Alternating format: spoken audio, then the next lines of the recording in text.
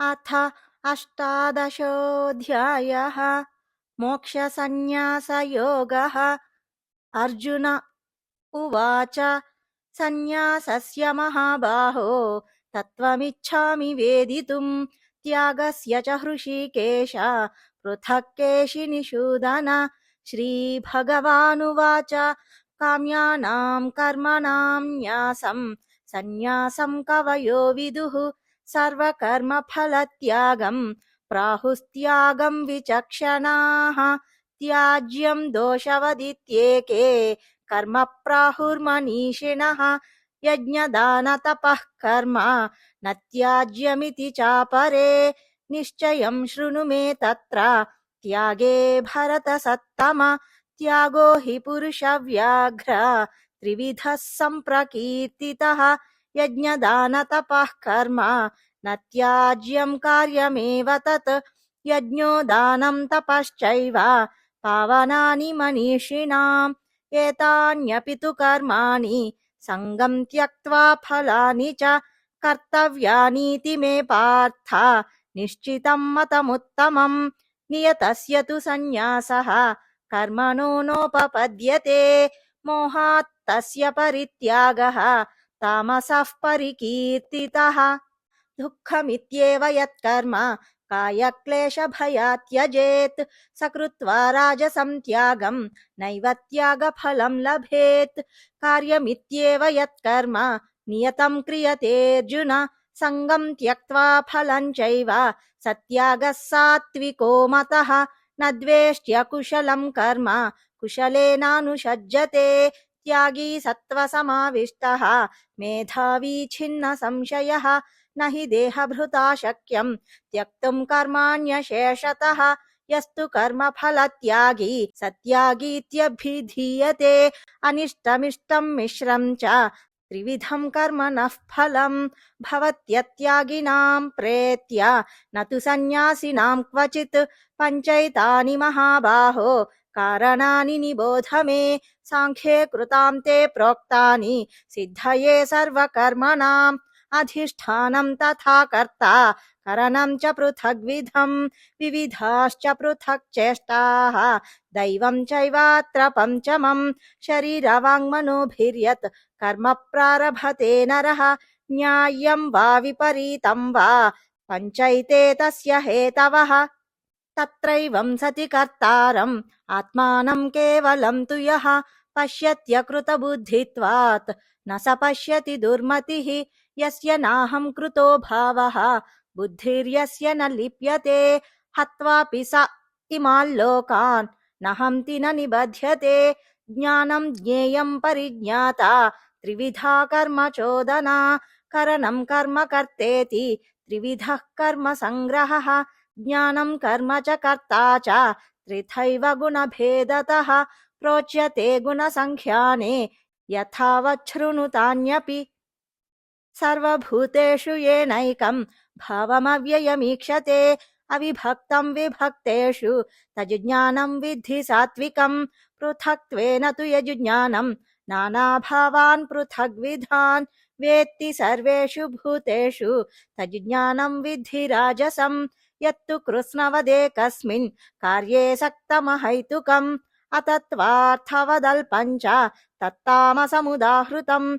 नियतं सङ्गरहितम् अरागद्वेषतः कृतम्, अफलप्रेप्सुना कर्म यत्तत् सात्विकमुच्यते। यत्तु कामेप्सुना कर्म साहङ्कारेण वा पुनः क्रियते बहुलायासं तद्राजसमुदाहृतम्।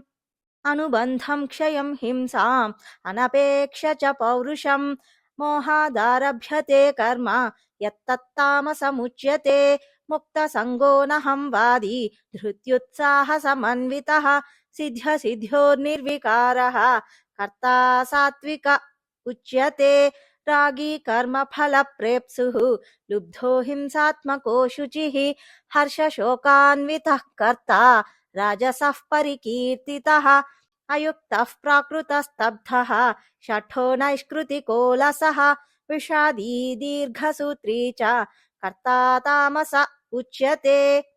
बुद्धेर्भेदं धृतेश्चैव गुणतस्त्रिविधं शृणु, प्रोच्यमानमशेषेण पृथक्त्वेन धनञ्जय प्रवृत्तिञ्च निवृत्तिञ्च कार्याकार्ये भयाभये बन्धं मोक्षं च या वेत्ति बुद्धिः सा पार्थ सात्विकी यया धर्ममधर्मं च कार्यं च कार्यमेव च अयथावत् प्रजानाति बुद्धिः सा पार्थ राजसी अधर्मं धर्ममिति या मन्यते तमसावृता सर्वार्थान् विपरीतांश्च बुद्धिः सा पार्थ तामसी धृत्या यया धारयते मनः प्राणेन्द्रियक्रियाः योगेनाव्यभिचारिण्या धृतिः सा पार्थ सात्विकी यया तु धर्मकामार्थान् धृत्या धारयतेऽर्जुन प्रसङ्गेन फलाकाङ्क्षी धृतिः सा पार्थ राजसी यया स्वप्नं भयं शोकं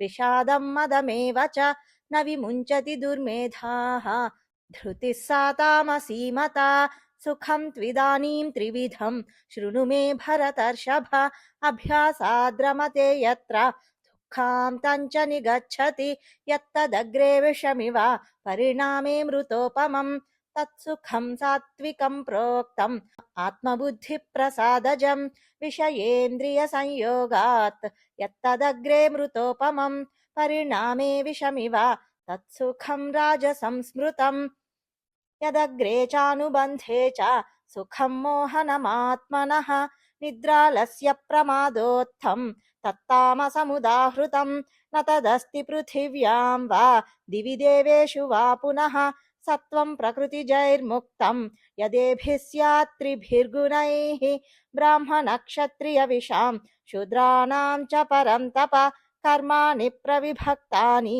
स्वभावप्रभवैर्गुणैः शमोदमस्तपः शौचं क्षान्तिराजवमेव च ज्ञानं विज्ञानमास्तिक्यं ब्रह्मकर्म स्वभावजं शौर्यं तेजो धृतिर्दाक्ष्यं युद्धे चाप्यपलायनं दानमीश्वरभावश्च क्षात्रं कर्म स्वभावजं कृषिगौरक्ष्य वाणिज्यं वैश्यकर्म स्वभावजं परिचर्यात्मकं कर्म शूद्रस्यापि स्वभावजं स्वे स्वे कर्मण्यभिरतः संसिद्धिं लभते नरः स्वकर्मनिरतः सिद्धिं यथा विन्दति तच्छृणु यतः प्रवृत्तिर्भूतानां येन सर्वमिदं ततं स्वकर्मणा तमभ्यर्च्य सिद्धिं विन्दति मानवः श्रेयान् स्वधर्मो विगुणः परधर्मात् स्वनुष्ठितात् स्वभावनियतं कर्म कुर्वन्नाप्नोति किल्बिषम् सहजं कर्म कौन्तेय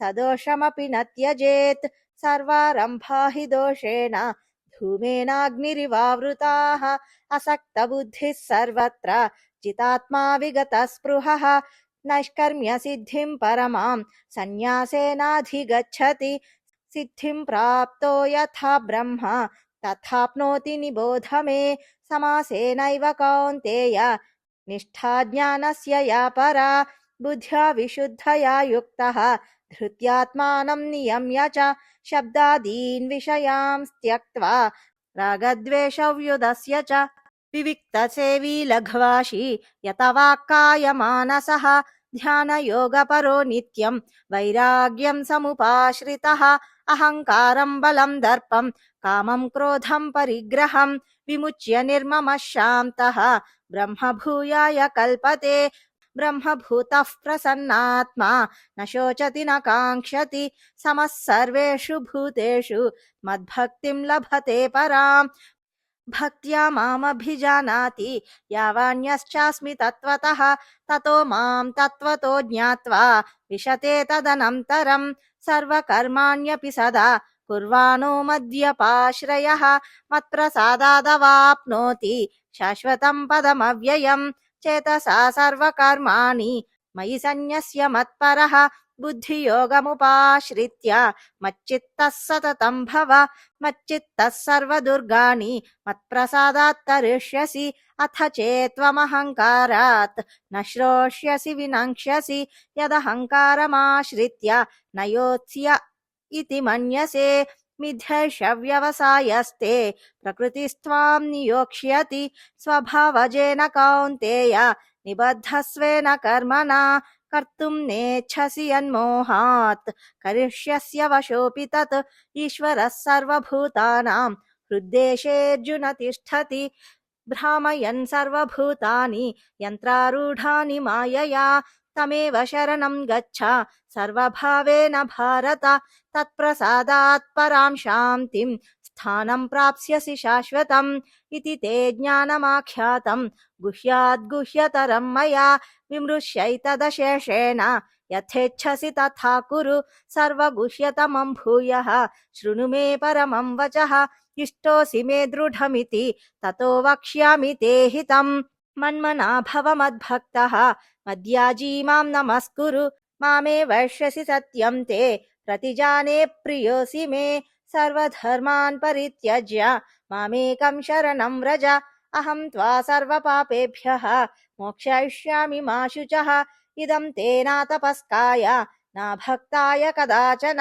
न च शुश्रूषवे वाच्यं न च मां योऽभ्यसूयति य इमं परमं गुह्यं मद्भक्तेष्वभिधास्यति भक्तिं मयि परां कृत्वा मामे वैश्यत्य संशयः न च तस्मान्मनुष्येषु कश्चिन्मे प्रियकृत्तमः भविता न च मे तस्मात् अन्यः प्रियतरो भुवि अद्वेष्यते च य इमं धर्म्यं संवादमावयोः ज्ञानयज्ञेन तेनाहम् इष्टस्यामिति मे मतिः श्रद्धावाननसूयश्च शृणुयादपि यो नरः सोऽपि मुक्तः शुभाल्लोकान् प्राप्नुयात् पुण्यकर्मणां कच्चिदेतच्छ्रुतं पार्थ त्वयैकाग्रेण चेतसा कच्चिदज्ञानसम्मोहः प्रनष्टस्ते धनञ्जय अर्जुन उवाच नष्टो मोहस्मृतिर्लब्धा त्वत्प्रसादान्मयाच्युत